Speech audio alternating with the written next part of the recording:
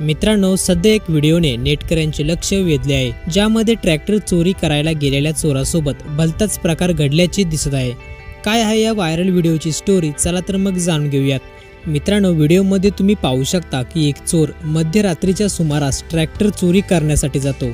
दुकानासमोर 3-4 ट्रॅक्टरपैकी एक ट्रॅक्टर चोरी करण्याचे तो ठरवतो।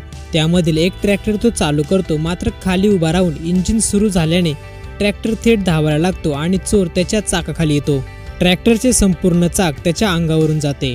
ट्रॅक्टर निघून गेल्यानंतरही तो पळण्याचा प्रयत्न करतो, मात्र जखमी झाल्याने त्याला नीट चालता येत नसल्याचे व्हिडिओमध्ये दिसत आहे। म्हणतात ना, जे कर्म कराल ते आपल्याला आज ना उद्या इथेच फेडावे लागणार आहे। परंतु एवढं झालं की त्याला त्याची कर्माची शिक्षा ताबडतोब मिळाली। व्हिडिओ पाहून तुम्हाला काय वाटतं? आपली ही प्रतिक्रिया नक्की आमच्यासोबत शेअर करा।